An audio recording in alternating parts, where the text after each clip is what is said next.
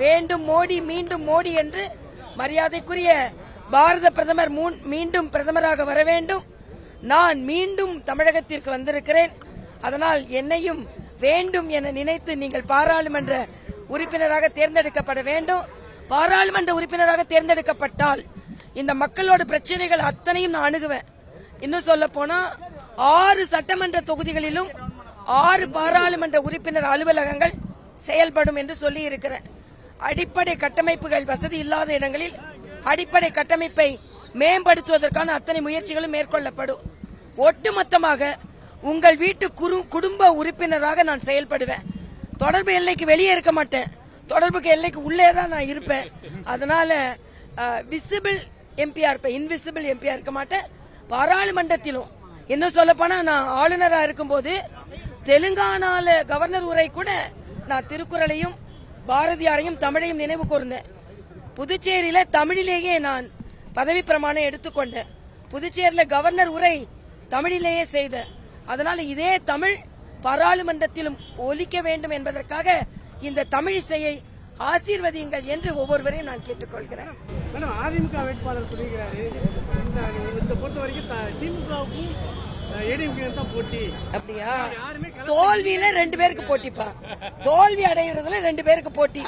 அதுல அதிமுக தோல்வி அடைகிறாங்களா, திமுக? அவங்க சொல்றது சரிதான். தோல்வி அடைவதில் 2 பேருக்கு போட்டி. நான் வெற்றி பெற்றுட்டேன், அப்புறம் எங்க போட்டி அவங்களுக்கு? அதனால தோல்வியில் 2 பேருக்கு போட்டி, வெற்றியில் நான் மட்டும்தான். இது ஆணவத்தினால சொல்லல, அன்பினால் சொல்கிறேன். ஏன்னா இதுக்கு முன்னால் உள்ள எம்பி ஒரு பேட்டியில சொல்றாங்க, நான் டெபாசிட் வாங்க மாட்டேன்னு சொல்லிட்டு. அது யாருன்னு அப்புறம் சொல்றேன். நான் இன்று இறைவன் ஆசீர்வாதத்தால் உண்மையிலேயே மக்களுக்கு சேவை செய்ய பதவி எனக்கு பெருசு இல்ல. இதை விட மிக ஆடம்பரமான பதவியில இருந்துட்டு தான் நான் இங்க வந்திருக்கேன். அதனால தயவு செய்து எனது அன்பை மக்கள் புரிந்து கொள்வார்கள். அவர்களில் குடும்பத்தில் ஒருவளாக, அக்காவாக, தங்கையாக இருப்பதற்கு, சகோதரியாக இருப்பதற்கு ஒரு வாய்ப்பை தர வேண்டும். நான் மறுபடியும் சொல்றேன், இது வேட்பாளராக நான் நிற்கவில்லை, வாக்காளராக. 40 ஆண்டு காலம் நான் தென் சென்னை வாக்காளர். மக்கள் வெள்ளத்துல தத்தளிக்கும் போது நாமளும் தத்தளிச்சோம். மக்கள் வாகன நெரிசல்ல தத்தளிக்கும் போது நாமளும் வாகன நெரிசல்ல, மக்களுக்கு அடிப்படை கட்டமைப்பு இல்லாத போது நாமளும் அடிப்படை கட்டமைப்பு இல்லாம தான் இருந்தோம். ஆக மக்களுக்கான